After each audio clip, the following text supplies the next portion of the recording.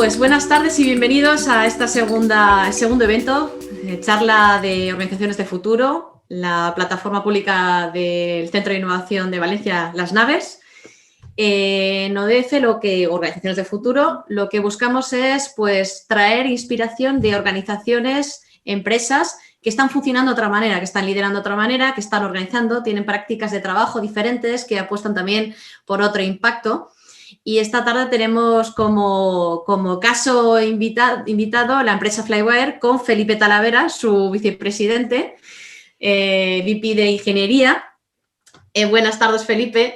Entonces, un placer tener a alguien aquí de la tierra de Valencia y un caso aquí español para que nos cuenten un poquito cómo se han ido desarrollando Flywire en estos, creo que 9 años de existencia que tiene Flywire. Y en un momento álgido también de crecimiento e internacionalización en el que se encuentra la empresa. Pero ante todo, bienvenido, Felipe. Y gracias por estar aquí. Gracias por invitarme. para ir abriendo un poco el foro que es bastante interesante de todo lo que se plantea hablar y todo lo que se está haciendo. Yo encantado. Pues sí, qué bien. Bueno, quizá recordar cuando estaba un poco preparándome hace un ratito antes de conectarnos tú y yo con María, que María la vamos a tener, María Ranz de Host, que es uno del equipo de embajadores, estará con la gente del chat y luego nos traerá las preguntas del chat. Me estaba acordando cuando nos conocimos tú y yo, Felipe, que supe de vosotros al principio, pues hará hace 1 año y poco, cuando hicisteis una charla en el CTO Summit, y luego fui a vuestras oficinas en Valencia, que hacíais uno de esos encuentros por las tardes, que ya no me acuerdo cómo se llama, pero se me ha quedado en la mente como un tardeo open space. La Hack Night, sí. La Hack Nights, exactamente. Que fue un señal para mí, interesante, buscan aprendizaje, abrir, colaborar, ¿no? Era como pues un signo... 7 añitos ya haciendo la Hack Night. Todo empezó como algo que nos apetecía hacer a nosotros para pues hackear, hacer open source, tecnología y un poco tal, y lo fuimos abriendo y la verdad es que ha funcionado muy bien muchos años atrayendo, bueno, al final abrimos la casa, ponemos cerveza, ponemos un poco ambiente y la verdad es que hemos conocido un montón de gente interesante por ese medio, o sea que es un win-win. Ahora con el COVID estamos un poco tristes porque no acabamos de encontrar la fórmula para hacerlo funcionar porque era algo muy, muy físico, pero esperamos recuperarlo en cuanto podamos. En cuanto podáis, pues sí. Sí. Lo que digo yo, un poco un tardeo de intercambio de aprendizaje que me quedé con eso. Es una buena manera de contarlo, sí. El tardeo de Flywire. Total, que en ese tardeo, en ese Hack Night de Flywire, pues eso, me llevé un poco una primera impresión, dije, interesante, y luego, pues eso, quedamos tú y yo, intercambiamos contactos y ya sí que fui a tomar un café un día, me contasteis un poquito de vuestra evolución y dije, pues cuando se preste la ocasión, ¿no? Y ahora ya, 1 año después, ya estamos aquí en el punto que además se vuelve todavía más importante encontrar otras formas de hacer otra inspiración. Entonces estoy muy contenta de tenerte aquí, Felipe. Y nada, bienvenido y primero para los que no sepan qué es Flywire, que nos cuentes un poquito Flywire, porque es una empresa, es una pasada. Hoy en día, estos momentos, expuesta por todos lados. Ya sé, el titular está la etiqueta de unicornio español que habéis llegado, o sea, enhorabuena por ese marcador de confianza, entiendo, de inversores y porque estáis en crecimiento y de una muy buena manera. Pero bueno, esto es un recorrido que lleva un tiempo, no es solo una cuestión de ahora este momento. Entonces, la verdad es que no nos gusta mucho el término, pero somos conscientes también de que es algo raro llegar al tamaño que hemos llegado y conseguirlo con el ratio que hay de empresas que mueren en estadios iniciales. Entonces también por eso también lo disfrutamos, ¿no? Tampoco estamos ahí diciendo que no queramos, pero al final lo que nos preocupa más es pues cómo los clientes los perciben, somos capaces de solucionar el problema que hemos dicho que estamos solucionando, ¿no? Eso es lo que más gozo nos da, ¿no? Cuando leemos los emails o los referrals de los ventas de que un cliente está contento y que ha referido a otro cliente y ese tipo de cosas. Intentamos utilizar ese tipo de feedback para guiarnos más que una métrica, una valoración de un inversor o ese tipo de cosas, ¿no? Pero bueno, sí, a ver, hay mucho ahora con lo del unicornio, el término de moda, hay muchas modas en este sector. Entonces, pues bueno, nos dejamos también un poco llevar en ese sentido. Y sí, como comentabas, Flyware, pues cuento un poco lo que nos dedicamos, por situar un poco a la gente. Al final, somos una empresa de pagos, hacemos pagos internacionales, pero la propuesta de valor es un poco diferente, ¿no? Estamos bastante especializados en un tipo de pago y en unas casuísticas concretas que nos hacen bastante especiales comparado con pues, algún método de pago como puede ser un PayPal o como puede ser otro medio de pago más genérico, ¿no? Incluso un TransferWise, que también son pagos internacionales. Nosotros al final estamos especializados en pagos complejos, ¿no? En pagos que realmente tienen unas casuísticas muy concretas, ¿no? Pues son clientes que necesitan procesar pagos de muchas partes del mundo, que son cantidades altas, espacios altamente regulados o industrias que tienen realmente unos flujos que son difíciles de implementar. Entonces, nosotros un poco lo que nos diferencia es que nos hemos ido a por esos pagos que no todo el mundo se atreve a meterse ahí, ¿no? Entonces, también por eso yo creo que es una de las cosas por las que, llevando los años que llevamos, estamos consiguiendo ese éxito, ¿no? Y ese crecimiento. Al final, como todas las buenas empresas, partieron de un problema, ¿no? Que se encontró nuestro fundador, que es aquí valenciano, Iker Marcaide, ¿no? Cuando fue a estudiar a MIT, fue a estudiar su máster, resulta que su dinero pues, se perdió entre que iba becado y la administración de la universidad, el dinero pues no llegaba.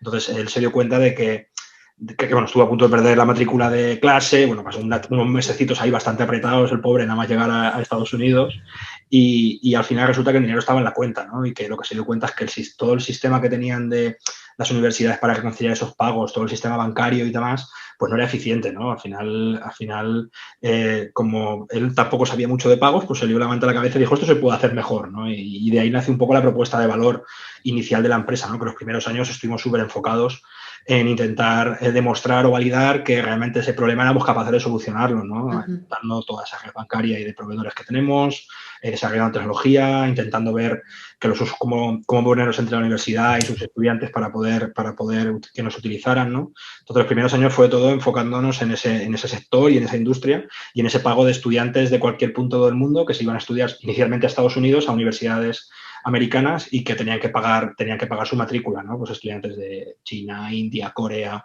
tenemos unas poblaciones muy marcadas que iban a estudiar a esas universidades y nos enfocamos mucho en ese sector. Entonces, estuvimos los primeros años escalando o solucionando el problema para Estados Unidos, universidades americanas, y nos dimos cuenta que todas las universidades del mundo tenían ese mismo problema. Bueno, en Europa a lo mejor no tanto, porque algunas, como en España, pues las matrículas no son tantas, pero sí que había mucha población y fuimos escalando la organización un poco centrándonos en otras partes del mundo como Asia, Europa, Estados Unidos. Y cuando más o menos teníamos una posición de mercado, más o menos, estoy haciendo así un fast forward, pero cuando más o menos teníamos una posición más o menos de mercado ya establecida en educación, dijimos, ostras, ¿y si la tecnología que hemos utilizado y la red bancaria la utilizamos con otros sectores que tengan problemas parecidos? Y ahí fue cuando encontramos el sector médico también y lanzamos un piloto de nuestra solución en el sector médico que también resultó funcionar bastante bien, ¿no? Entonces también tenemos otra línea, aparte de la de educación, tenemos otra línea que es la de pagos médicos, ¿no? Que en España, por suerte en ese sentido, no tenemos que pagar esas facturas, pero en sitios como Estados Unidos o Australia o Asia hay mucho más negocio en ese sentido. Y a partir de ahí pues estamos en constante búsqueda de nuevas verticales. Pues tenemos otra también en el sector de viajes también, con viajes, sobre todo viajes pues de los que yo por desgracia no voy, de irme a subir el Himalaya, ¿no? O viajes que son un poco high-end, o irme a esquiar a los Alpes de no sé cuántos, cosas un poco exclusivas porque son tickets altos. Pero también tenemos otro producto bastante bien posicionado en ese sector y estamos explorando nuevas verticales. O sea, al final lo que tenemos es un core de tecnología y de red de pagos que nos hacen muy únicos en cómo nos integramos en los sistemas complejos de nuestros clientes y cómo simplificamos y solucionamos para que tanto la experiencia de pago como el coste de hacer los pagos, como la experiencia de usuario sea mucho mejor que la que se da si no nos utilizan, ¿no? Entonces, un poco ese es el combo, como nuestra propuesta de valor, ¿no? Simplificamos, hacemos más barato, lo damos gratuito a las escuelas o a nuestros clientes, entonces como que es un win-win tanto para nosotros como para nuestros clientes, como para los clientes de nuestros clientes, ¿no? La clave por la que hemos conseguido realmente pues escalar de la manera que estamos escalando en diferentes verticales y en diferentes ámbitos. Pues te he contado así Sí, muy sí, rápidamente, no. no sé. No, nos sirve para darnos un poquito una idea, ¿no? De en qué tipo de, digamos, propuesta de valor no estáis Claro, haciendo y qué modelo tenéis en estos momentos y cómo habéis ido, ¿no? Replicando o claro. llevando este modelo a otros campos, ¿no? En otros Sí, sectores. ¿Qué la es lo que propuesta de valor, hacéis? no ha cambiado la verdad es que en estos 10 años, casi 10 años que llevamos ya funcionando, ¿no? Al final es una obsesión por intentar simplificar y solucionar y mejorar el sistema bancario o el sistema de pagos y de tal que hay a nivel mundial que está muy roto. Cuando empiezas a entender y a ver y ves ineficiencias, tiempos, costes y demás, la verdad es que hay mucho espacio ahí para innovar con tecnología y para hacer las cosas más eficientes. Y encima lo divertido es que lo hacemos con la propia tecnología bancaria disponible poniendo una capa por encima, ¿no? Entonces, la verdad es que yo desde que me hicieron el pitch la primera vez hace 10 años cuando me uní a la empresa, ahora la verdad es que es chulo ver cómo lo que era una idea, ahora hemos conseguido llevarlo a esa escala y encima ver cómo los márgenes son cada vez mejores, podemos dar mejores precios, podemos hacerlo todo más amplio porque tenemos más volumen. Es un negocio que con más volumen cuanto más volumen pasas por el sistema, más mejoran todos los números, ¿no? Tanto para los clientes Mejor como para margen. nosotros. Entonces es súper bonito ver el modelo de negocio con los años madurar y desarrollarse, ¿no?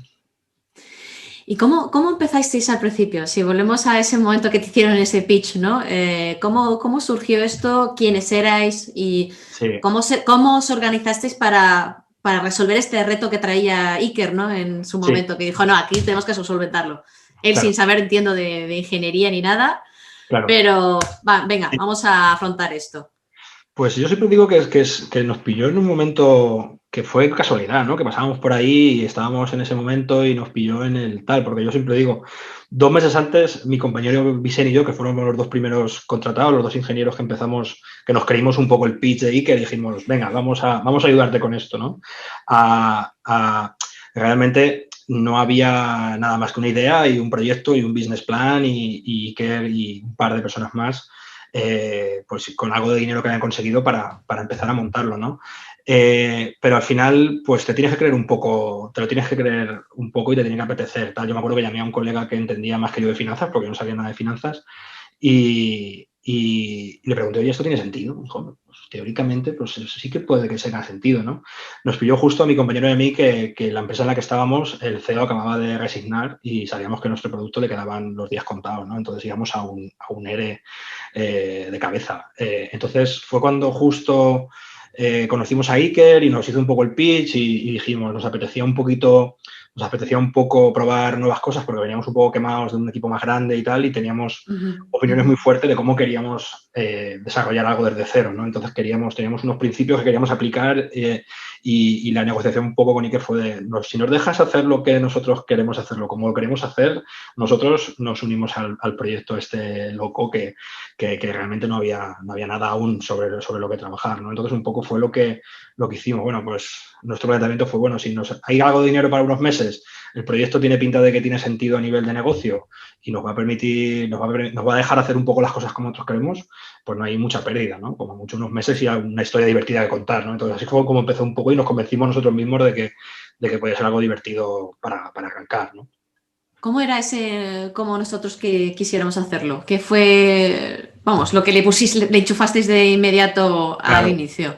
Sí, pues nosotros, a ver, queríamos hacer las cosas, sobre todo era un poco más a nivel técnico, ¿no? Queríamos tener mucha independencia, tanto Vicente como yo somos dos personas de que nos gusta hacer producto y entender y ponernos muy cerca de los clientes y solucionar problemas para los clientes, ¿no? Entonces, sobre todo a nivel de prácticas, pues queríamos, y aquí me meto en algo un poco técnico, ¿no? Pues queríamos hacer test y queríamos que el control de la tecnología lo tuviéramos total, no heredar nada diferente. Queríamos imponer tener un poco nuestra propia cultura de ingeniería, ¿no? Queríamos contratar a la gente que nos apeteciera y como nos apeteciera y demás.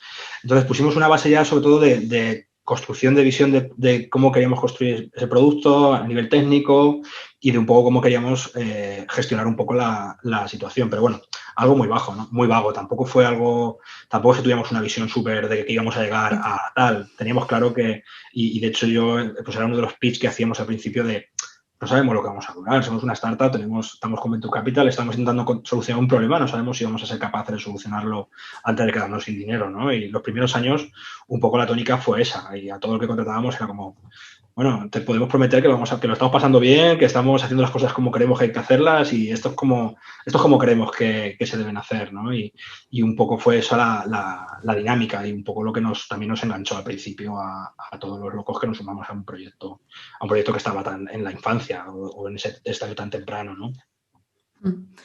¿Cuántos erais en ese estadio inicial, ¿no? Que hablas de esa primera infancia? Claro, pues, a ver, Aprox. cuando ¿Y empezamos... estabais en Valencia y estabais en otras, tenías ya gente fuera? ¿Ahora solo...? La estrategia un poco de Iker, él se acababa de venir a vivir a Valencia, pero su idea era, como los clientes estaban en Estados Unidos, estaba en Boston, entonces la idea era montar un poco oficina comercial y producto, todo lo que estuviera cerca del cliente, montarlo en Boston y todo lo que fuera más técnico, operacional y demás, pues montarlo en Valencia. Al final él tenía claro que en Valencia había mucho talento y siempre ha tenido y tiene una vocación de desarrollar un poco la ciudad y de mejorarla, ¿no? Y un poco el enfoque fue ese, ¿no? Pues, vamos a intentar, pues, todos los equipos de operaciones, finanzas, atención al cliente, los vamos a montar inicialmente en Valencia, bueno, tecnología en Valencia y las funciones, pues, marketing, ventas, product management, las montamos inicialmente en Boston, ¿no? Entonces, durante los primeros años, eso fue un poco la estructura y la estrategia hasta que encontramos un poco el market fit, ¿no? Luego ya sí que empezamos a distribuir mucho más, por muchas más oficinas y empezamos a distribuir todo mucho más. Pero los primeros años fue ser foco.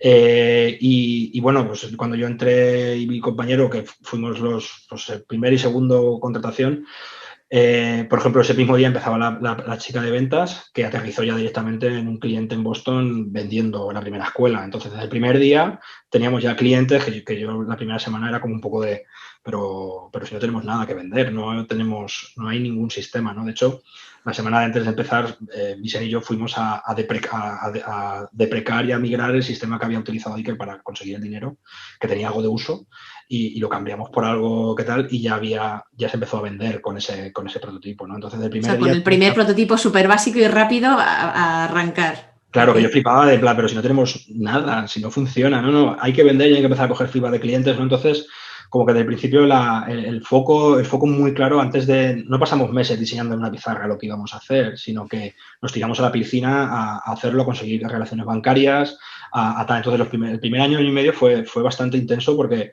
entre montar el equipo, montar las funciones básicas y contratar a toda la gente que iba a liderar un poco cada grupo y empezar a tener los primeros clientes, los primeros feedback y mientras tanto empezar a construir lo mínimo para salir del paso, ¿no? Al final construimos un equipo muy pequeño, pero muy enfocado en moverse rápido y en entender estar muy cerca del cliente y solucionar lo que teníamos que solucionar, que era el problema que nos habíamos planteado de que queríamos solucionar, ¿no?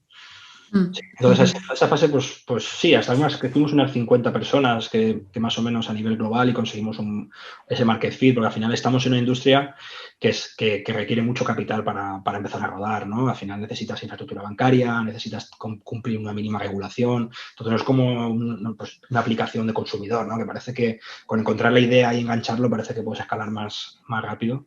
Esto esa curva fue un poquito más grande, pero mantuvimos esa estructura plana y ese tamaño, pues hasta unas 50 personas que conseguimos algunos 3 añitos después, que fue cuando conseguimos ese market fit y demostrar que el modelo funcionaba y que era solucionable y los números salían, ¿no? Que era lo que importaba. Y entiendo que en esa época, o sea, lo primero que a destacar no es esa orientación absoluta al cliente, a testar, a prototipar. Y sí, entendió también la bienvenida de los nuevos compañeros y compañeras, mira, estamos en este punto, no sabemos cómo va a ir, pero sí, queremos hacerlo abierto, vamos a ir probando, o sea, un poco esa apertura de lo que somos y no somos, lo que podemos ser o no podemos ser, ¿no? Un poquito... Exacto. Sí, al final esa búsqueda de experimentar y buscar un poco el hacer las cosas un poco a nuestra manera, ¿no? Y equivocarnos, ¿no? Por ejemplo, de esa época yo me acuerdo que un momento bastante, pues, por ejemplo, a mí me marcó bastante fue cuando el día que Iker llegó y dijo, no, ¿quién va a gestionar esto? ¿Quién es el que va a llevar aquí un poco quién va a ser mi interlocutor con los técnicos, ¿no? Y pues un poco más que nos lo echamos, no a suerte porque yo di un paso adelante, pero era como, bueno, sino para que nos traigan a alguien que nos va a romper todo lo que hemos creado ya y toda esta autonomía, pues yo lo hago, ¿sabes? Tampoco era tanto trabajo, ¿no? Y aguantamos, por ejemplo, con una estructura muy plana hasta que fuimos 15, 16 personas, ¿no? Yo era el único manager de facto que con 15 personas no eres manager, eres el ancla porque tampoco no estás en el día a día de las cosas, ¿no? Y tampoco lo buscábamos. Entonces, por ejemplo, estiramos bastante esa fase porque creíamos que un equipo pequeño, bien alineado y tal, era mucho más rápido y eficiente que tal. Yo hacía cosas como, pues tenía mi tarjeta de crédito compartida con todo el mundo, había un montón de historias que hacíamos para asegurarnos de que todo el mundo tuviera claro lo que estábamos haciendo, tuviera claro lo que estábamos solucionando y tuviera la máxima autonomía e independencia para solucionar, ¿no? Llegamos incluso a hacer algún experimento pues por ejemplo, me acuerdo que intentamos fallidamente, ¿no? Hacernos el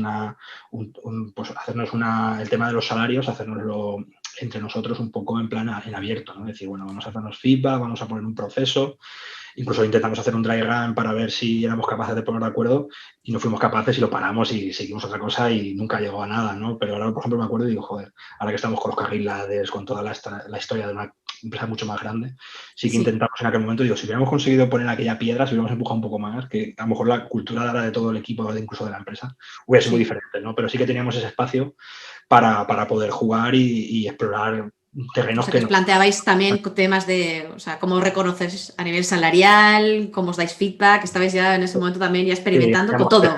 Hacíamos 360, ya te digo, yo era la primera que hacía gestión en mi vida, ¿no? Pues hacíamos experimentos, probaba, quitaba cosas, ponía, intentaba un poco asegurarme de que todo el mundo estaba contento y todo el mundo funcionaba y teníamos mucho, pues eso, mucha esta de exploración y de intentar mantener un poco nuestra cultura de hacer las cosas un poco de otra manera y estar orgullosos sobre todo de cómo hacíamos las cosas. Y bueno, yo creo que eso se ha perpetuado durante toda la vida del proyecto, pero inevitablemente las tensiones y las dinámicas de la empresa pues, son muy diferentes. O sea, cuando éramos 50 en la empresa, ahora somos 500, ¿no? Ahora 500. De esa primera fase, ¿qué serían cosas que destacarías? Si alguien está en esa fase ahora de iniciación, ¿qué le recomendarías? Pues mantener las cosas sencillas. Yo creo que el mayor error que cometemos todos es intentar instaurar cosas de empresas más grandes o de artículos que leemos y tal, ¿no? Y yo soy el primero de que el cargo oculto de yo qué sé, de Spotify o de Netflix o de tal nos pesa y parece que tenemos que poner aquí unos artefactos y las cosas son sencillas, ¿sabes? Al final contrata gente que asegúrate de contratar bien, gente que entienda y que les cite tu misión y que quiera trabajar como tú creas que quiere trabajar y tratarlos bien, ¿sabes? La regla de oro de trata a la gente como quieres que te traten a ti en general, ¿no? Y que todo el mundo cumpla esa regla.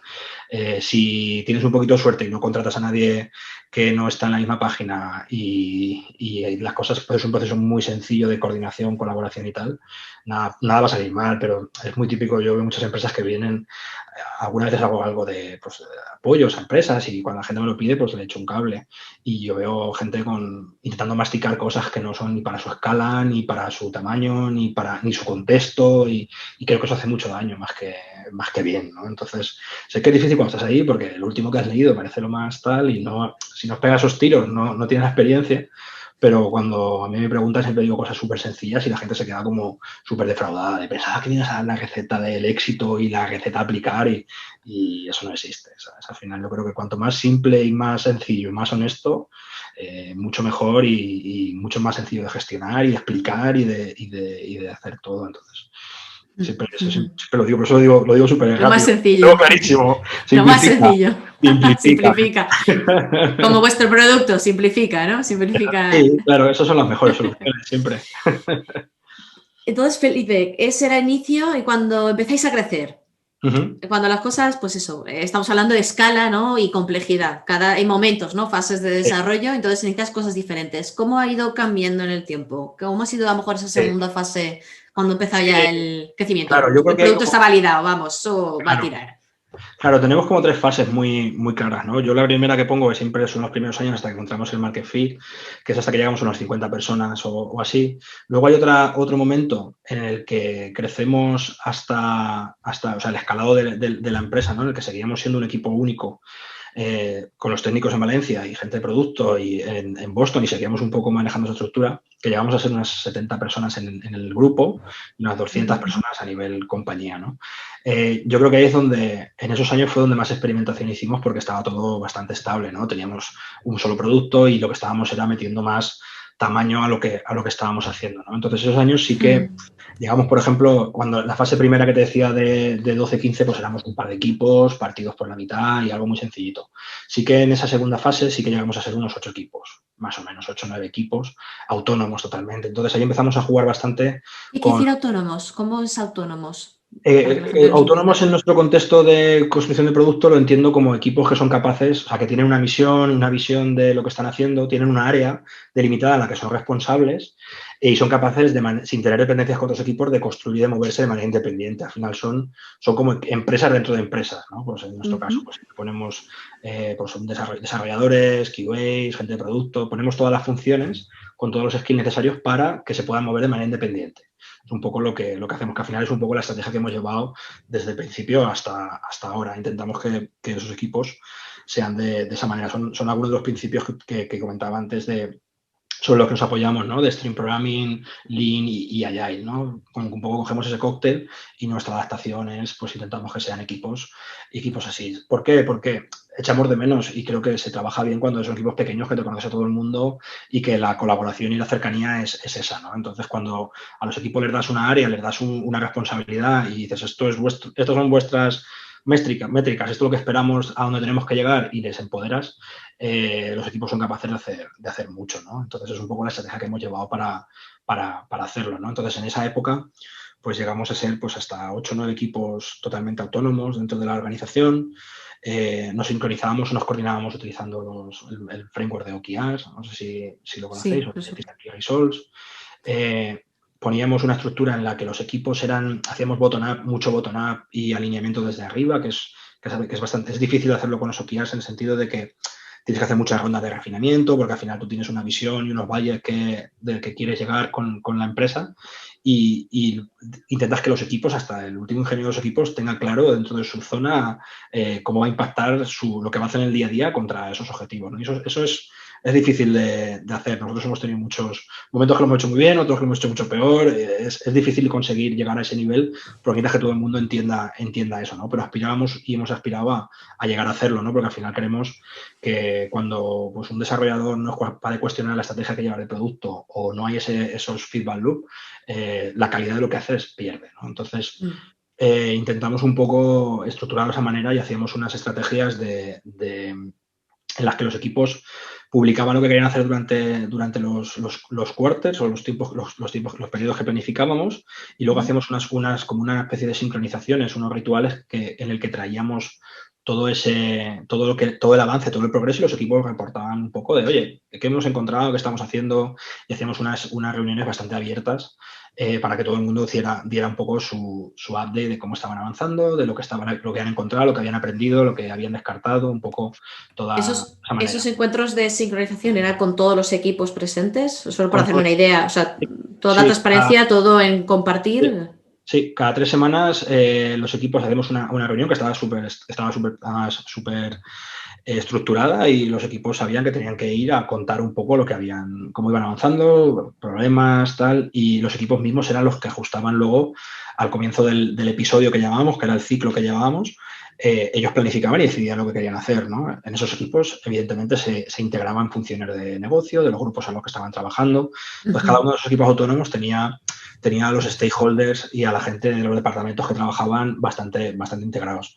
Nuestra visión era seguir encajando eso para que toda la empresa funcionara así, ¿no? Pero no llegamos a ese nivel. De momento eran los equipos de ingeniería y producto los que operaban así. Pero sí que estuvimos pues un añito y medio trabajando con ese modelo de autogestión, en el que incluso explorábamos con la liquidez extrema. Estuvimos en algunos momentos en el sentido de que cada episodio, cada 3 meses, rehacíamos los equipos y los replanteábamos completamente, ¿no? También nos dimos hacíais coctelera, como caían Lo otra vez. cambiábamos. Bueno, exploramos también bastante eso. Intentamos que fuera un poco más aleatorio, luego lo guiábamos un poco. También hubo momentos en el que nos dimos cuenta de que era demasiado agresivo y el cambio de contexto nos costaba mucho tiempo que los equipos fueran productivos, ya había mucho waste, porque al final teníamos un proceso bastante estructurado. Entonces fuimos explorándolo, ¿no? Por ejemplo, ahora no somos tan agresivos en esos ciclos, ¿no? Pero sí que vimos a ver un poco eso, donde estaba el sweet spot de tal. Al final llegamos a la conclusión de que en cada 3-4 meses que alguien se moviera era suficiente para darle movimiento a que la gente no se quedara en una zona solo y que hubiera compartimiento de conocimiento sin perder mucha productividad por el cambio tan grande de 50 personas cambiarse. Pero sí que estuvimos algunos ciclos probándolo y tenemos la capacidad de ajustarlo y de hacerlo conforme tal. Entonces, toda esa experimentación la hicimos en esa fase, ¿no? Era un poco lo que más llamaba la atención, pues todo guiado por retros, por feedback, con feedback loops, subiendo un poco todo eso hasta arriba, hasta el responsable último, que era yo, de todo el delivery de lo que estábamos haciendo. ¿Y todo esto era, Felipe, en equipos distribuidos? ¿Estabais casi todos en Valencia en ese momento? En ese momento estábamos casi todos en Valencia. Había algún product manager que sí que estaba en Boston y se integraba en remoto, pero esas dinámicas las hacíamos en una sala todos metidos. Haríamos un hangout, evidentemente, pues había que fuera o lo que fuera, pero jugábamos mucho con dinámicas en la oficina, porque estábamos todos en Valencia, en el mismo sitio. Y bueno, eso hasta has dicho, fue un periodo que teníais bastante estabilidad, porque ya estaba claro un poco el producto central y era empezar a crecer, ¿no? Sí. ¿Entendido? Pero a últimas ahora también ha habido otros momentos, se ha añadido nueva complejidad porque habéis ampliado también adquiriendo tecnología, ¿no? ¿Entendido? Claro. Sí, que sería la siguiente fase. Entonces, ¿cómo vuelve a cambiar la cosa? Exacto, yo considero el siguiente twist, ¿no? El siguiente giro. Efectivamente, justo en ese ciclo empezamos a adquirir, habíamos comprado 3 o 4 empresas más antes, pero habían sido siempre empresas en las que comprábamos por un poco buscando el mercado y demás. Entonces, casi siempre la tecnología la desechábamos y las integrábamos en nuestra plataforma. Entonces, eran migraciones de clientes, pero nunca comprábamos empresas con equipos técnicos para integrar, ¿no? Entonces, hasta entonces había sido más o menos sencillo porque no tienes que hacer una integración cultural, ¿sabes? Simplemente absorbes los artefactos que has adquirido y ya está. Pero a partir de ahí sí que empezamos hemos comprado 3 empresas después en las que la sede era también los técnicos y el equipo y todo lo que estábamos comprando. Entonces, hemos hecho luego 3 adquisiciones más con equipos de 15, 20, 30 o por ahí y luego otra más grande última de 70 personas. Entonces, claro, son cambios bastante grandes que de golpe la plantilla se te multiplica, ¿no? Pues, por ejemplo, ahora estamos unos 180, 200 ingenieros en total, ¿no? En 6 localizaciones diferentes. Compramos una empresa en Cluj, en Rumanía, compramos otra en Chicago también y ahora la última la hemos comprado en Israel, en Tel Aviv. Entonces, claro, eso lo que nos lleva es que toda la estructura esta que teníamos era muy complicado hacerla escalar con equipos multi-oficina, con diferentes culturas, con diferentes maneras de trabajar, ¿no? Entonces, ahora estamos en ese proceso de integrar y acomodar y de adoptar otros equipos, ¿no? Entonces, al final, pues un poco la estrategia que hemos ido llevando es, pues un poco, no voy a decir simplificar, pero sí que intentar coger el mínimo común denominador para simplificar ciertas cosas, pues para no tener tanta dependencia en una oficina solo, tener un proceso mucho más distribuido, mejorar la comunicación, porque al final pues todo era muy oral, muy de una manera, ¿no? Entonces hemos hecho esta última fase, estos últimos 3 años, digamos que el reto está más en toda esa integración cultural, en hacer que los equipos se sientan como uno, en que de la manera que trabajamos pues no se produzcan disputas, ¿no? De mi manera, tu manera, sino que tengamos la manera de Flywire y hacer que toda esa maquinaria funcione, ¿no? Porque al final no es lo mismo un equipo de 70 personas que un equipo de 200. Al final, 200 con integraciones varias ya claro, importantes. Con las de equipos nuevos. Que el que vaya a vivir pues, todo un mundo de incentivos y de hay que encontrar un poco cómo alinear esos incentivos con los que tienes como equipo, ¿no? Entonces llevamos unos añitos que para que hagáis una idea, pues hemos pasado de tener 8 equipos que teníamos entonces a tenemos 21. 21 equipos distribuidos. Entonces, Ujú. la complejidad ha subido muy rápido y muy, muy alto, ¿no? De alguna manera. Entonces, pues ahora estamos utilizando otras estrategias, con otros procesos, pues Ujú. mucho más clásicos de alguna manera, ¿no? Pues por ejemplo, estamos utilizando, pues en vez de utilizar OKRs tan agresivamente como estamos utilizando, pues estamos utilizando más roadmaps más simplificados para que haya visibilidad, ¿no? Y decir, bueno, vamos a tener solamente un roadmap que todos los equipos miren al mismo sitio para asegurarnos de que tenemos una visión compartida, ¿no? Pues hemos definido unos valores específicos de ingeniería para ayudarnos a que todo el mundo se sienta parte, que estén consensuados, o estamos utilizando unos guardarraíles, ¿no? Que son como una serie de prácticas y metodologías, sobre todo técnicas de tal, para decir, oye, por aquí va la carretera. De aquí para afuera, si nos salimos, es como un buen motivo, ¿no? Pero que todo el mundo tenga claro cómo operamos, ¿no? Pues estamos también explorando, por ejemplo, un concepto de DRI, de tener gente responsable de las iniciativas, ¿no? Porque veíamos que muchas iniciativas hablábamos, vamos a iniciar, vamos a tirar de esto, tal, y te dabas cuenta de que de golpe había 3 personas que no estaban en la sala que necesitábamos para tomar una decisión o para avanzar algo, ¿no? Pues también hemos sacado un framework para saber cada iniciativa o cada cosa que hay en marcha, de quién ¿Quién es es. el responsable, no? Al menos alguien, un punto de referencia. Yeah. Claro, claro. Entonces estamos muy centrados sobre todo en comunicación, alineamiento, coordinación, porque al final no deja, tú cuando compras 3 empresas y tú llevas 2 años trabajando, al final no dejar de ser 3 empresas unidas, que cada una trabaja de una manera, ¿no? Entonces eso es un desperdicio de capacidad, de talento y de sinergia, ¿no? Entonces estamos en estos años, sobre todo, pues intentando hacer mucho trabajo pues al final yo creo que la clave es alinear incentivos y tener procesos consensuados en común para poder trabajar, ¿no? Y nos hemos dado cuenta que lo que funcionaba cuando éramos 15, a lo que funcionaba cuando éramos 70, a lo que funciona cuando somos 200, pues no tiene por qué ser lo mismo, ¿no? Y hay que estar constantemente challengeando y reinventando, y es muy fácil quedarse en el status quo, ¿no? Y quedarse ahí y decir, bueno, es que esto funciona. No, perdona, funcionaba cuando éramos 20, no cuando somos 50, ¿no? Hay que ajustarlo, hay que modificarlo, hay que tal. Y eso, pues al final es un poco la clave o el takeaway que nos quedamos nosotros de no puedes parar de moverte, porque si el momento que te acomodas en ese sentido, te pasa la complejidad, te pasa por encima y acaba la cosa mal, no acaba funcionando. Entonces, un poco el punto.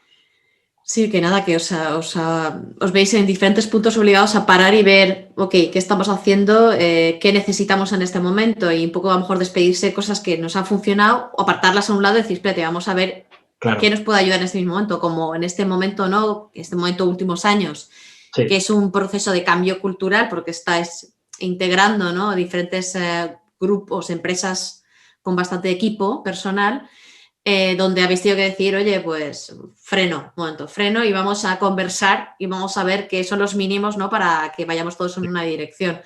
Y Claro. la verdad es que me parece muy valiente y como muy respetuoso también, ¿no? Tener que hacer ese ejercicio y entendiendo que, claro, el negocio sigue en marcha, los clientes siguen teniendo sus exigencias, el producto sigue tener que desarrollándose y a la vez hacer ese trabajo en paralelo. Claro.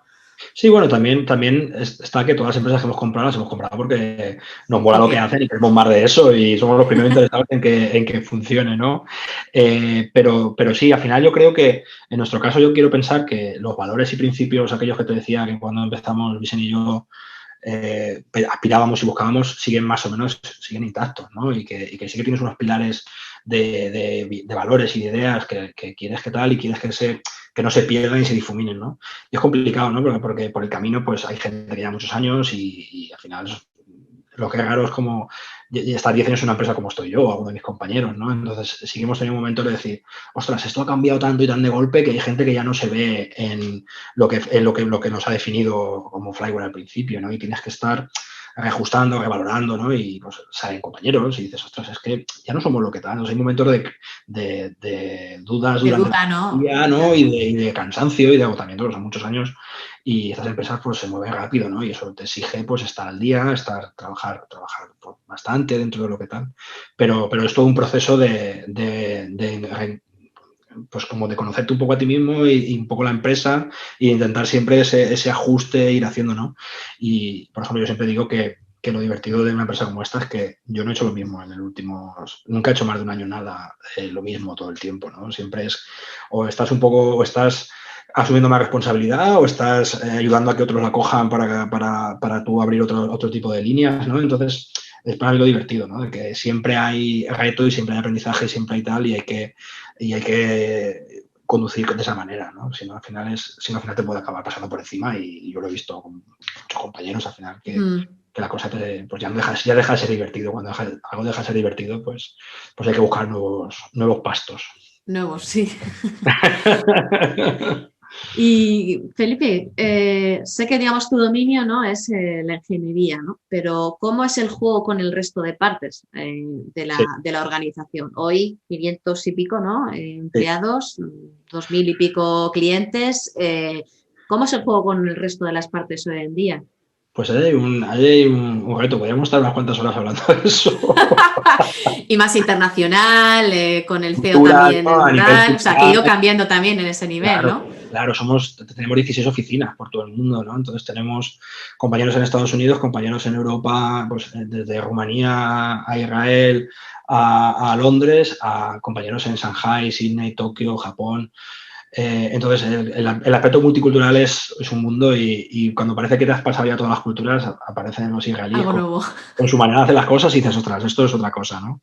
Entonces, la verdad es que yo siempre bromeo que Flyware es como, en ese sentido de complejidad, es como la ONU, ¿no? Todo el mundo, cada uno viene de un background, de un sitio con este cultural y hay que estar, la verdad es que invertimos bastante y nos tomamos bastante en serio todo el tema porque es la única manera de navegar eso y si no lo disfrutas es difícil porque a veces hay mucho malentendido, mucho gap de comunicación, zonas horarias. Entonces, es uno de los retos que a mí, por ejemplo, más me está divirtiendo.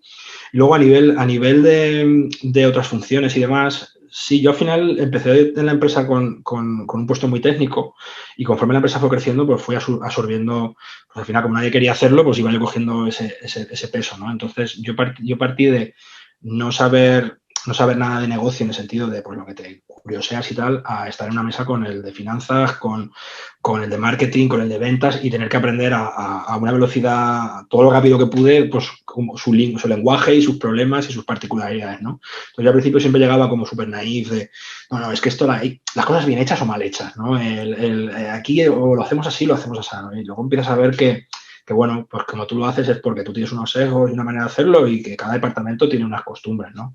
Pues, por ejemplo, finanzas siempre pues piensa en cuándo hay que cerrar los libros, cuándo hay que entregar el reporte financiero y le preocupan cosas pues, que son bastante más operacionales o bastante más estratégicas que lo que me puede preocupar a mí, que es que saquemos siempre código, que nos movamos, que aprendamos y tal, ¿no? Entonces, por ejemplo, toda la parte de OKRs, pues no te voy a engañar, fue un dolorazo y lo sigue siendo. Integrar, hay equipos que encajan muy bien el modelo, como por ejemplo equipos de ventas, porque al final van por métricas y outcome y cuánto has vendido y cuánto has crecido y tal, y lo ven muy claro. Y hay equipos como, por ejemplo, finanzas, que es más difícil de encajar, porque ellos al final hacen una serie de cosas de una manera más o menos predecible, ¿no? Entonces no le ven tanto valor a ese tipo de metodologías, no siempre ya llegáis aquí, lo bromeamos, ¿no? Habéis leído el último blog y aquí los hippies, ya llegáis aquí como... ¿Ah, sí?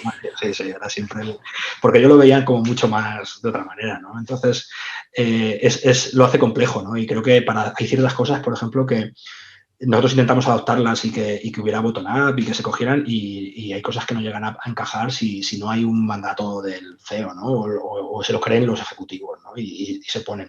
Y luego es muy difícil hacerlo funcionar. Yo me acuerdo, hemos hecho algunas sesiones de OKRs, de toda la empresa leyendo OKRs, que hemos dado hora y media leyendo OKRs como si fuéramos robots explicándolos y es como, nadie se ha enterado de nada, ¿no? Esto hay que digerirlo más o hay que hacerlo de otra manera que sea más interesante, pero si no pierde el valor, por mucho que los hagamos y que nos forcemos, no acaban de dar el alineamiento que buscamos, ¿no? Entonces, a veces yo creo que nos centramos mucho en las prácticas cuando realmente lo que hay que buscar es cosas pragmáticas y, cuando decía antes, más simples, ¿no? Y que no se nos olvidara de los del blog post. Ahora lo veo y digo, joder, es que éramos los del blog post, es que llegábamos con el último descubrimiento. y parece que si no lo hacíamos nos iba la vida en ello, ¿no? Y ahora con los años vas viendo que realmente cada momento y cada situación y cada tal es más importante que la gente lo compre y que haya ese alineamiento y que nos lo creamos y tiremos para adelante más que utilicemos el último framework, la última moda o la última estupidez que parece que la gente utiliza, ¿no? Entonces, yo creo que hay que encontrar un balance, ¿no? Entre moverse por algo, por un motivo y ajustarlo, pero sí, es un reto, ¿eh? es un reto construir ese alineamiento y tener esa cultura común, sobre todo cuando estás creciendo mucho y tienes esa dispersión geográfica como tienen nosotros, es realmente difícil, sí. Y ahora, Felipe, que estáis en este punto pues ya de un crecimiento, un volumen, ya tenéis una experiencia, mirando atrás estos casi 10 años, ¿qué cosas son las que recomendarías? Como ya estás dando algunos tips, ¿no? Es decir, simplificar, probar sí, pero buscar un equilibrio, porque a veces lo que dices tú, nos fijamos mucho en las prácticas, ¿no? Porque nos ayuda a hacer algo un poco más concreto a veces, simplemente necesitamos un poco una referencia a la que agarrarnos. ¿Qué nos quisieras a lo mejor dar de regalo a los que están en diferentes fases o están incluso a lo mejor en otros sectores que no tengan nada que ver, pero quizá de esta experiencia propia en una empresa de aquí que también ha buscado esa vía internacional y también ha tenido que adaptar muchas cosas, ¿no? No, cuando surgisteis seguramente no tenéis ni idea de que ibais a acabar donde estáis en este punto. Ha ido surgiendo por el camino. Sí, yo creo que al final... Y para las personas que toman decisiones también, ¿qué significa para ellos? Porque tú has dicho, claro, ha sido difícil, también ha sido mucho replantearse, aprender uno mismo, o sea, ¿qué significa eso también a veces cuando estás con esa responsabilidad de mirar cosas? Bueno, al final, si te lo echas a la espalda, sabes que vas a tener días malos y que te va a tocar tomar decisiones que a lo mejor no te gustan o crees que no se van a entender o tal. Yo diría que a mí lo que más me divierte, ¿no?, de esta fase es llegar después de tantos años en el mismo sitio o estar a largo plazo, lo que ves muy bien es cómo envejecen tus decisiones, ¿no? Tanto a nivel de tecnología como a nivel de gestión y tal, ¿no? Entonces me estoy divirtiendo mucho de ver decisiones que parecían que invertimos mogollón de tiempo y parecían súper relevantes, cómo han envejecido, que luego no lo han sido y no han tenido ningún impacto, y que invertimos mogollón de tiempo, y otras que fueron súper casuales de venga, para adelante. Luego lo bien que han salido, ¿no? Entonces, ese ciclo, yo creo que lo que te da, a mí lo que me da un poco a entender es que lo más prioritario creo que es la gente.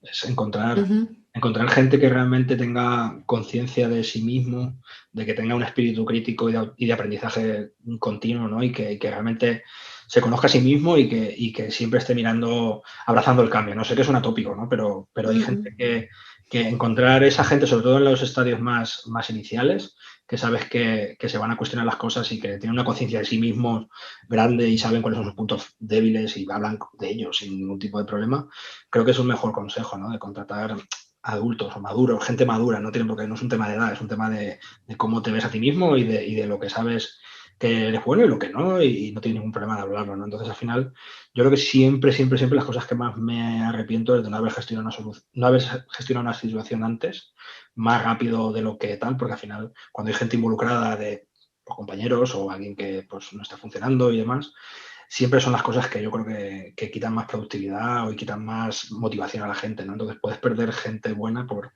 no haber hecho cosas, o no haber gestionado situaciones en el tiempo, ¿no? Entonces, como gestor, siempre lo que más me preocupa, ¿no? Que tu acción o inacción es una acción, de alguna manera, ¿no? Entonces, por eso siempre creo que contratar gente madura y con las cosas claras y que le mola lo que hace y que se lo replantea y aprende, es una garantía de éxito. No puedes equivocarte con algo así. Sin embargo, todo lo demás pues puede salir bien o no, y ya hay más suerte implicada y hay más factores, pero creo que eso no falla. O por lo menos lo que yo conforme voy aprendiendo con toda la gente que vamos pues contratando y con la que vamos trabajando, es un poco el takeaway que me quedo de estos años.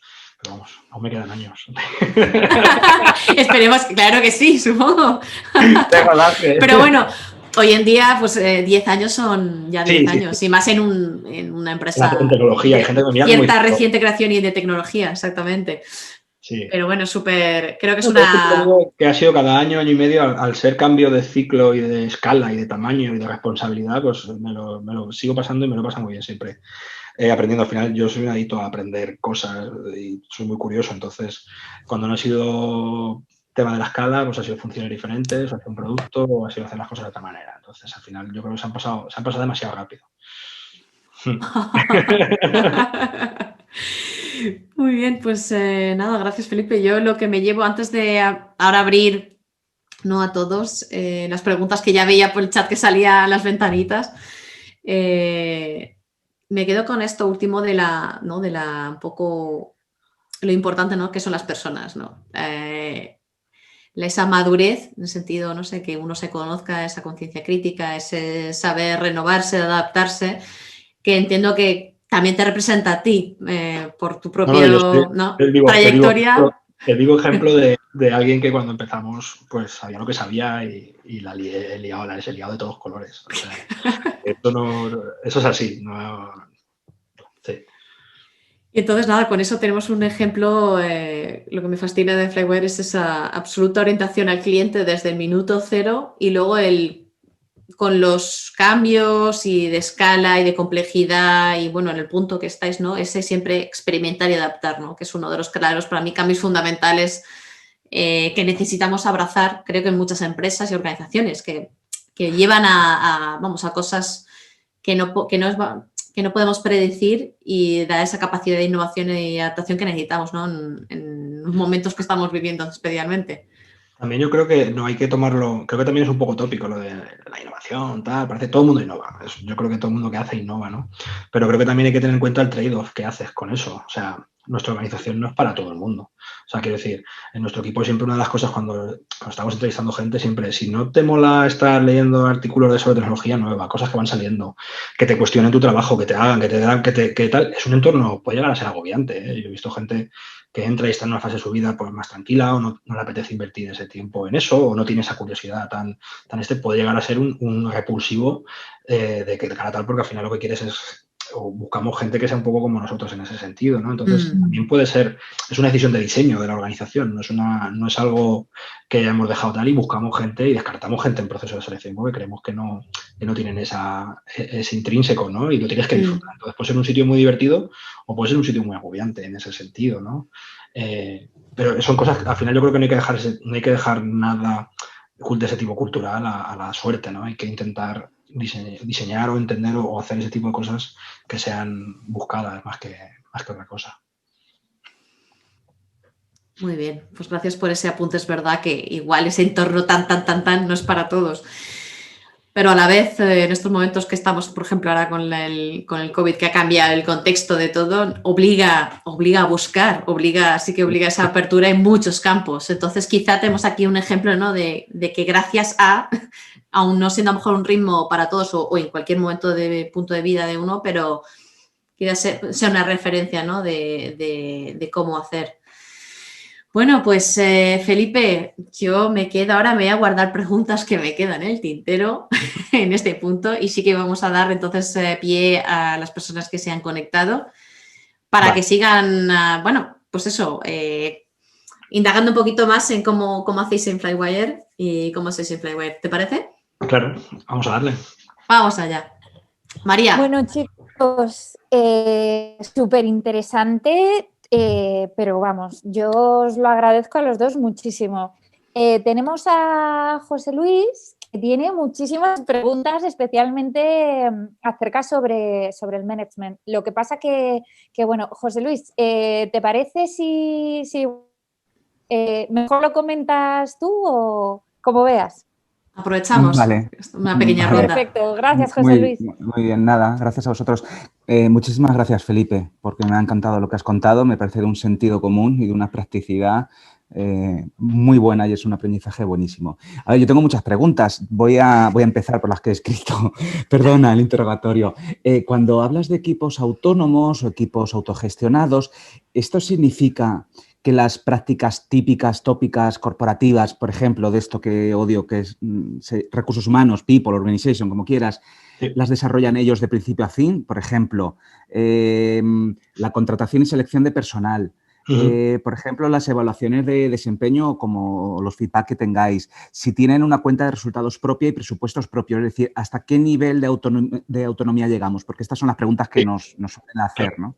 Sí, a ver, pues ha ido también cambiando conforme vamos avanzando. Por ejemplo, la contratación siempre la hemos puesto, bueno, para empezar, no tuvimos equipo de people, bueno, de recursos humanos, people, como lo llamemos, hasta bastante tarde. No acabamos de ver la necesidad, el tamaño era más o menos manejable, entonces surgían problemas y lo gestionábamos pues el CEO, los managers o lo que fuera. Entonces sí que yo creo que incluso lo estiramos hasta demasiado en algunos puntos, ¿no? Pero eso nos forzó a que teníamos que cocinar nosotros las cosas, ¿no? Tanto en contratación como en gestión de conflictos y tal. Entonces, el equipo, por ejemplo, en las primeras fases, por ejemplo, los primeros 360 los hicimos nosotros por voluntad propia, porque creíamos que nos hacían falta. Pues las evoluciones de desempeño, pues algún día que vimos que no encajaba lo que estábamos intentando poner y las quitamos y estuvimos una temporada sin ellos, ¿no? Me acuerdo que también experimentamos bastante con el tema de los bonos, ¿no? De los incentivos. Pues quitamos, ponemos. Hicimos varias experimentaciones de tiene sentido, no tiene sentido. Entonces lo hacíamos bastante. En aquellos años estábamos bastante influenciados por el slider de Netflix y nos gustaba bastante. Y cogíamos, hacíamos cherry pie de alguna cosa que podíamos por aquí y por allá y sí que lo utilizamos bastante. Un panel específico del equipo no llegamos nunca a poner, porque al final hacíamos solo un producto, ¿no? Entonces teníamos un P&L de toda la empresa y no llegamos a ese tipo. Pero, por ejemplo, la contratación la hacía el grupo que necesitaba a alguien y la hacían y se involucraban todos. O sea, pues si había manager, pues a lo mejor el que cerraba el tema y tal y hacía todo el papeleo, pero seguimos hasta el día de hoy, ¿no? Por ejemplo, hemos tenido un on-site y había 8 ingenieros haciendo las entrevistas y cuadrando y viendo si encajaban o no encajaban. Entonces, eso lo tenemos bastante claro, que tienes que poder decidir con quién quieres trabajar y tenerlo así. Más cosas así en ese sentido. Sí, al final eso es un poco lo que hemos ido viendo. Sí, había apuntado que cómo garantizas cuando trabajas en ese modelo más de células, cómo garantizas también la movilidad para que no se estanquen las personas dentro de un grupo. Sí, claro, es lo que iba a decir justo, que dependiendo del tamaño, aunque considero que, por ejemplo, empezamos a poner manager bastante tarde, ¿no? Yo llegué a tener 15 o 20 personas oficialmente reportándome a mí, que eso significa correr sin managers, básicamente, ¿no? Entonces, creo que hay unas líneas ahí en la que puedes, si no pones a nadie, pues al final puedes correr la negligencia de que la gente se queme y que si no funciona la cosa, pues se te vaya, ¿no? Entonces, sí que cuando estábamos en esas fases iniciales, los managers que teníamos eran más de línea, eran managers puros y duros de que alguien one-on-one, que alguien no se metió seguimientos y tal, pero el qué y cómo lo hacíamos, el trabajo, no se metían, era más una gestión de línea. Sí que es cierto que ahora, conforme hemos ido creciendo más, el ratio de manager con empleados o con trabajadores sí que ha ido bajando y se hace más trabajo de manager, porque también la complejidad de la organización es mucho más grande. Entonces, muchas veces navegar quién es el que lleva algo, dependencias y cosas, se hace cada vez más complejo. Entonces, de manera un poco más o menos natural, estamos teniendo que poner menos personas por manager para que hagan un trabajo de otra manera. Pero en aquellos años, los primeros años, súper flat y poquito a poco sí que hemos ido tal. De hecho, hay algunos regrets que tengo son porque hay gente que la cagamos porque no había suficiente manager y no nos enteramos del problema y no lo gestionamos a tiempo, ¿no? Entonces, yo creo que hay unos balances que a nosotros que experimentamos bastantes que tal. Yo no sé si en aquellos años sí que teníamos una visión bastante ideal de autogestión pura, ¿no? De que no hay ningún manager, de que tal, incluso estuvimos viendo pues cosas con Holacracy, Sociocracy, estuvimos incluso planteándonos algo más serio, incluso se lo planteé muy en serio al CEO en un momento y no me hizo caso, pero sí que planteamos algo más tarde, porque creo que en estas cosas o vas a todo o es complicado, ¿no? Y también creo que requiere una madurez por parte de la organización que nosotros, pues, hay momentos que no teníamos y que también puedes perjudicar también más que tal. Entonces, hemos ido también balanceando mucho eso y experimentando en esa línea, pero ya te digo, es un balance. Muchas gracias. Perfecto. Bueno, Carolina tiene una pregunta que voy a leer y luego voy a dar paso a Isidoro, que ha levantado la mano. Bueno, primero de todo, dice que impresionante la manera de escalar, evolucionar e innovar tan rápidamente. Que enhorabuena. Y su pregunta tiene que ver, lo estoy leyendo tal cual, justamente con los indicadores que habéis utilizado para saber que ese es el camino, ¿no? Si eran indicadores estrictamente dirigidos a la rentabilidad o si también utilizabais otros indicadores y en ese caso, ¿cuáles eran? Sí. A ver, hay una cosa que yo al principio a lo mejor no era tan consciente, pero luego ya eres más consciente, que estamos en un sector que estamos en Venture Capital. O sea, no es lo mismo una ONG o una empresa de tal que nosotros estamos en Venture Capital y el commitment que tenemos es de hacer crecer el negocio y de rentabilidad a nuestros inversores. Deficitariamente tenemos ese punto. Entonces, te mentiría si te digo, no, People es lo único que ponemos y todo es orgánico, todo el crecimiento. La búsqueda de la organización en la naturaleza es de crecer y de crecer rápido. Somos una startup en Venture Capital y eso es así. Pero pese a eso sí que somos una empresa que ponemos al empleado muy por delante y bastante friendly con eso y todas las perks y todo lo que tenemos es muy orientado a que sea un buen sitio para trabajar. Tenemos claro que si es un buen sitio para trabajar, la gente va a estar con nosotros tiempo y el crecimiento va a ser más sencillo de conseguirlo, ¿no? Entonces, tenemos programas de wellness, tenemos mogollón de perks y de beneficios para que eso vaya al sitio. Entonces es un poco esa dinámica. Sí que es cierto que hay momentos que hemos sido más cuantitativos, pues con formularios y cogiendo feedback y tal, o reaccionando al feedback de la gente en función de cuándo se nos va para un lado o para otro, pero tampoco hemos tenido nunca en plan, pues hemos tenido el NPS el Net Promoter Score de los empleados y lo hemos driveado un 15% año a año. No hemos sido tan estructurados, pero sí que hemos sido un poco, sí que hay que decir que el CEO tiene muy claro lo que quiere y lo hemos ido ajustando con los años y conforme vamos creciendo siempre hacemos como lo vamos para un lado y balanceamos y nos vamos para otro y al final es un poco lo que nos mantiene en el curso, ¿no? Pero no hemos sido muy diligentes en cuanto a tenemos 3 métricas que matamos por ellas, no ha sido así. Perfecto. Bueno, Carolina, espero que haya respondido a tu pregunta. Si no, también por el chat puedes lanzar más porque tenemos tiempo. No llegan a las 7:10. Isidoro, que llevas con la mano levantada un rato, cuando quieras. No se te oye el micro. Vale, ¿ahora? Ahora, perfecto. Sí. Pues yo tengo 2 preguntas, ¿vale? Primero, por tema de trabajo, de carrera, yo empecé en una empresa. Cuando entré era pequeñita también, éramos 7 o 8 en desarrollo, ahora somos 70, 80, hemos pasado por interfaces, Scrum, ahora estamos ya en fase de escalar Scrum porque se nos queda pequeño y tal. A nivel personal, pues llevo otras cosas, ¿no? Entonces estoy metido ahora en un proyecto con una startup y digamos que empezamos hace un año, estamos lanzando una startup ahora en el sector turístico con la que ahí está cayendo. Bueno, entonces... hemos empezado, tenemos un producto mínimo viable, nos hemos presentado a algún programa de lanzadera, algún concurso de startups, hemos ganado 2 o 3 concursos, entonces, y hay gente que nos ha dicho pues que tiene buena pinta, ¿no? Y que vamos, ¿no? Entonces, ¿cómo hemos funcionado hasta ahora? Hemos funcionado en la parte de, pues, la parte de negocio, que son los que hablaron conmigo y otro compañero, nos propusieron a ver la parte de la aplicación, cómo poder hacerla, y hasta ahora hemos trabajado pues como freelance, con facturación pues por temas de proyectos y tal.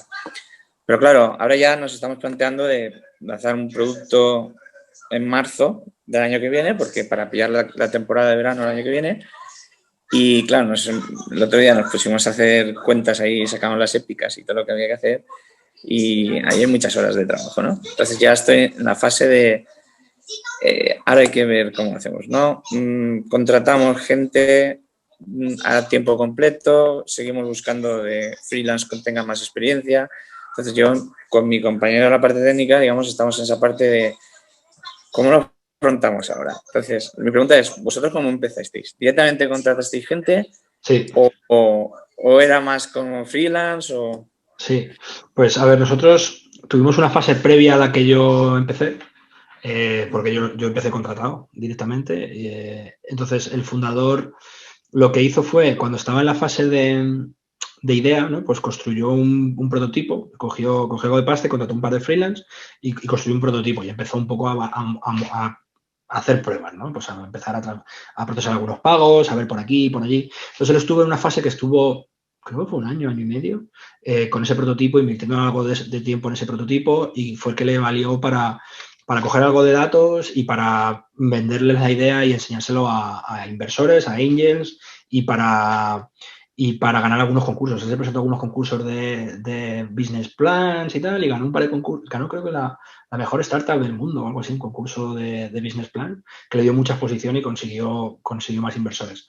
Entonces, él cuando consiguió una cantidad que él creía que necesitaba para poder montar el equipo inicial y arrancar un poco en serio, cogió y contrató un autor de cada función, ¿no? Pues contrató un par de técnicos, contrató una persona de producto, una persona de ventas, una persona financiera, y nos puso a todos en 6 meses, estábamos todos empezando a arrancar y a movernos. Claro, nuestro sector, nuestro total, necesitaba bastante dinero para arrancar, entonces él luego tuvo como bastante claro y supo que invirtió algo de dinero en ese prototipo que luego tiró, porque yo cuando entré el primer día me dijo, eso es tuyo, haz lo que quieras con él, si lo quieres tirar al cubo, lo tiras al cubo, a partir de ahora esto empieza. Y a partir de ahí arrancamos, ¿no? Entonces yo también soy consciente de que eso a nosotros no funcionó bien, pero no siempre es fácil conseguir. Consiguió 1,2 millones en semilla con la idea solo y con el prototipo. Entonces, yo de hecho lo que me llamó la atención cuando vimos la oferta y vimos lo que había conseguido y lo que tenía, nos llamó la atención de, ostras, no es habitual, ni siquiera hoy que alguien en semilla consiga 1 millón casi medio, 1,2 para montar la idea que tiene, ¿no? Entonces eso ya nos pareció bastante diferenciador y fue uno de los motivos por los que dijimos, bueno, pues en el peor de los casos, 1 año aquí intentando arrancar esto y luego puede que llegue o no llegue a ningún sitio, ¿no? Pero fue la fórmula que él consiguió y nos sirvió para arrancar. Sí. Es que estamos en esa parte de pillar el capital. Nos hemos presentado en alguna fase de estas aceleradoras y se las han elegido como, digamos, la startup más invertible de todas las que se habían presentado y tal. Pero claro, de momento tenemos el MVP que tiene el concepto de lo que es la aplicación, pero vamos a pasar a la parte de monetización, ¿no? Ahora hay que ver cómo recuperar. Yo creo que también hay que entender en qué nos metemos, ¿no? Porque al final cuando coges, parece que el objetivo es todo el mundo conseguir capital para escalar y hay negocios que no son invertibles o que realmente puedes hacerlo sin dinero. Al final, si coges dinero de inversores, los inversores esperan unos retornos y esperan unos crecimientos y eso te pone ya en una trayectoria inevitable de crecimiento. Entonces, a ver, yo alguna vez antes de esto monté un par de cosas y pues eso, si puedes hacerlo sin capital de inversores, pues es tuyo. Si necesitas a los inversores, pues ya sabes que vas en ese camino y que es inevitable, ¿no? Entonces, es un poco ya, es algo personal ya, en función del producto y en función un poco ya de... Enlazando un poco con esto, ¿no? Pues estamos en esa fase, el producto mínimo viable lo tenemos para ver el concepto y hemos visto algunos inversores pues que han dicho, me interesa, ven a hablar conmigo de aquí 3 o 4 meses y me enseñas lo que tienes, ¿no? Pero claro, ahora cuando volvamos tenemos que llevar a ver la monetización aquí, cómo la sacamos, ¿no? Entonces, es donde vamos a pasar, estamos en el sector turístico y aquí enlazo con la otra pregunta que tenía, no sé si Flyway ahí tiene algo en esa parte del mercado, porque nosotros tenemos, digamos, la aplicación va a ir enfocada a sector hotelero, sector restaurantes y sector ocio, ¿no? Entonces, ahora me plantean a mí, ¿cómo pagamos, no? O sea, ¿cómo nos van a pagar? Porque si te metes en el sector hotelero, ya te tienes que meter en intermediario de canal o competir, no te vas a poner a competir con Booking de primeras, pero, vale, el sector hotelero hay muchas cosas que se pueden hacer. Pero a nivel de restaurantes o propuestas de ocio, ahí no hay nada, lo tengo que inventar, ¿no? Entonces, no sé si a nivel de España, vuestra compañía tiene algo para atacar a esos nichos, ¿no? O sea, sobre todo restauración y ocio. Nosotros hemos centrado más en lo que son pagos con una casuística muy concreta, ¿no? Pagos que tú tienes una empresa en un punto y que los clientes tuyos están muy distribuidos por todo el mundo. Entonces nosotros hacemos lo que es como un hub en el que ofrecemos muchos diferentes métodos de pago en función del país que estés. Vale. Entonces como un marketplace de métodos de pago con una casuística muy distribuida. Entonces es un poco, es diferente. Es distinto el enfoque. Bueno, casi nos sale aquí una colaboración. Uy. No, estoy buscando ideas y no sé dónde sacarlas. Muy bien. Ya está, con esto. Nada, Isidro, gracias. Bueno, muchas gracias. Bueno, Carolina te da las gracias, Felipe, por la contestación. Y en el chat no hay más preguntas, entonces... Yo tendría una última preguntita que Perfecto. simplemente porque me ha venido ahora escuchando lo que decía Felipe, ¿no? Que ellos pues tienen como un hub y de respuesta para clientes en diferentes sitios, ¿no? Y no sé, conecta un poco con la situación del contexto de coronavirus que estamos y que ahora también los negocios, muchos negocios están virando a algo más internacional, ¿no? Como las fronteras desaparecen. Y me estaba preguntando, Felipe, ¿cómo os ha impactado esto también a vosotros? Aunque ya trabajabais, entiendo, más o menos en remoto, diferentes franjas horarias, etcétera, pero ¿cómo os ha visto afectados? ¿Qué ha supuesto esto? Porque es una apuesta, digamos, un reto para cada organización en este momento. ¿Cómo respondes? ¿Qué decisiones tomas, ¿no? Esas decisiones. Claro. Es difícil, ¿eh? Nos ha puesto en jaque como a todo el mundo. Y a nosotros particularmente, una de las cualidades de nuestro negocio, para bien y para mal, es que es muy lento viéndose en las métricas, ¿no? Tanto, no es como el típico, yo qué sé, pues una herramienta para restaurantes, como decía, ¿no? Están abiertos, están cerrados, facturan hoy o no facturan. Nosotros, nuestros ciclos, al final los estudiantes van 2 veces al año, o sea, pagan 2 veces al año como mucho, a la matrícula. Entonces nosotros nos jugamos nos jugamos mucho, sobre todo en el sector de educación, que aún es el más grande que tenemos, 2 veces al año, ¿no? En verano, en agosto y en Navidad, son los 2 puntos que tal. Entonces, claro, cuando empezó esto en marzo, nosotros no hemos tenido datos hasta que no ha llegado el verano, ¿no? De alguna manera. Aparte, bueno, los sectores hospitales y travel se ha visto bastante claro cuál era un poco la tendencia. Pero en educación hemos tenido que esperar. Hemos pasado unos meses ahí un poquito viendo, un poco esperando y siendo conservadores. Somos una empresa muy global, tenemos 12 oficinas. Tenemos en nuestro ADN, viajamos mucho entre oficinas. Paramos todos los viajes, todo el mundo en casa. Por suerte, desde el primer día estamos como súper preparados porque la naturaleza ya es distribuida en sí. Entonces, irnos a casa ha sido instantáneo, vamos a casa y todos a casa. También es cierto que lo vimos venir poco a poco, porque empezamos con nuestros compañeros en Asia a verlo en Shanghai y tal, y poco a poco fue llegando un poco hacia Europa y Estados Unidos. Entonces, la verdad es que como estamos tan distribuidos, ha sido bastante, lo vemos bastante con cómo el mundo funciona, ¿no? Y bueno, por suerte, pues la educación han podido más o menos capear un poco las altas de estudiantes nuevos y demás. Entonces, pues hemos visto cambio, pero no ha sido un cambio dramático para abajo, ¿no? Entonces, la cosa está bien, estamos contratando otra vez. De hecho, esta semana he contratado un par de ingenieros más. Entonces, estoy muy contento. Ya va desde marzo sin contratar a nadie. Estábamos en ese momento de espera y ya hemos empezado otra vez a crecer y a contratar y ya tenemos más o menos un indicador de cómo va la cosa y seguimos siendo cautos y estamos pues un poquito esperando a ver cómo se desarrolla estos meses con todos los cambios que hay a nivel mundial, corona, elecciones en Estados Unidos y demás, pero estamos creciendo otra vez y positivos y contentos de qué tal. Pues sectores como el de travel están un poco más impactados, hay otros más beneficiados como médico. Al final, pues un poco va avanzando, pero la perspectiva es que seguimos ahí y el negocio es más resiliente incluso de lo que pensábamos a estos cambios tectónicos tan grandes, ¿no? Que hagas a día de hoy, que tu negocio sea resiliente y que nos afecte mucho este tipo de cosas. O sea que cansado de estar en casa también. Yo estoy acostumbrado a estar cada mes, pues siempre al menos una semana o dos en algunas oficinas que teníamos por todo el mundo.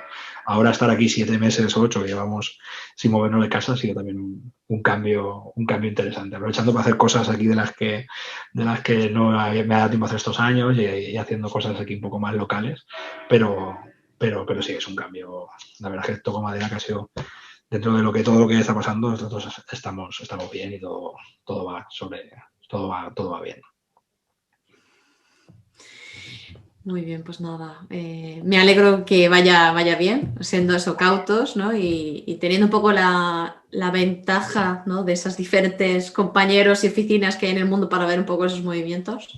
Sí, estamos cada semana, juntamos a ver quién confina. Venga, en Israel, que los confinaron hace unas semanas, ahora con los de Chicago, tal, como estamos todo el día con unos y con otros, la verdad es que es curioso ver cómo está impactando el sitio. Sí. Felipe, bueno, os informo, son y 20, tenemos unos 10 minutos y José Luis ha hecho una pregunta en el chat. Dice que, bueno, la leo yo, José Luis, si quieres. Pues última pregunta, vamos ya cerrando. Exacto. Perfecto. Bueno, has mencionado antes sociocracia, bueno, y holacracia ¿Y también. otros? Exacto, y otros. Soy muy fan de la holacracia. Bueno, y dice respecto a la sociocracia, si has renunciado a ella. Habéis renunciado a ella. Pues a ver, yo creo que en esta empresa, yo creo que sí, porque tenemos un tamaño muy grande, la velocidad que nos movemos, y creo que hay que tenerlo claro desde los inversores y desde el board hacia abajo, si no es muy difícil, ¿no? Entonces yo en esta empresa sí. Yo a título personal me mola mucho el tema organizacional y el tema tal, entonces me acuerdo cuando leí el libro de, ¿cómo se llama? Reinventing Organizations, La ¿no? luz. De la luz, Sí. sí. Ese libro cuando lo leí hace unos años, a mí me cambió totalmente el esquema de cosas, ¿no? Y cosas que dije, ostras, esto encaja, ¿no? Y el tipo de organización, y el tipo de tal, ¿no? Y dónde estamos y cómo tal, ¿no? Entonces, a ver, a título personal y particular, pues, he estudiado y me mola mucho el tema y he estado en algunas conferencias incluso especializadas en temas de autogestión y de ese tipo de cosas, incluso mezclándolo con blockchain y con tecnología. Creo que hay un mogollón de pegada en todo el tema de organizaciones distribuidas y ese tipo con habilitando con tecnología, que es donde Sociocracia también creo que hay mucha sinergia también y encaja mucho. Pero también hay que saber lo que decía, ¿no? También hay que saber cuándo aplicar las cosas y dónde encajarlas y cuándo es el momento y cuándo no, ¿no? Y al final siempre digo que esta está saliendo bien y está funcionando, pero que la siguiente va a ser mejor aún. Entonces, siempre hay cosas a mejorar, ¿no? Y la estructura organizacional y la estrategia organizacional creo que es uno de los puntos a mejorar y a tener en cuenta, ¿no? Y también creo que es un trade-off, pero que sí, yo sigo ahí estudiando ese tipo de cosas. Súper.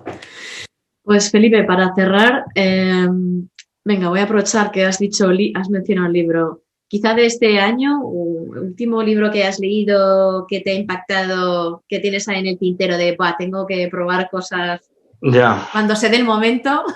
Pues puede ser un poco ahí, porque estoy leyendo ahora, justo estoy acabándolo, y me está gustando mucho. Yo cuando leo un libro siempre se lo he comentado a todo el mundo, el último que voy leyendo, y todo el mundo sabe lo que voy leyendo, porque como que llevo súper excitado.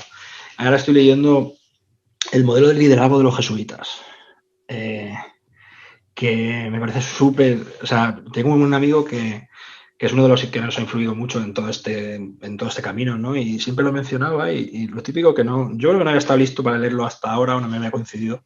¿Lo conoces el libro o no te suena?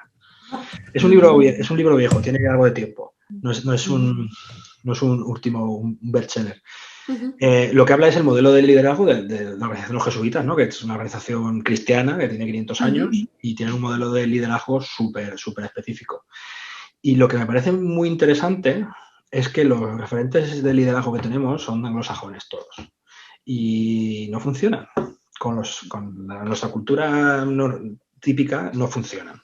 ¿Por qué? Porque hay ciertas cosas que se asumen y que se tal en ese tipo de liderazgo que no acaba de encajarnos con nuestro modelo cultural.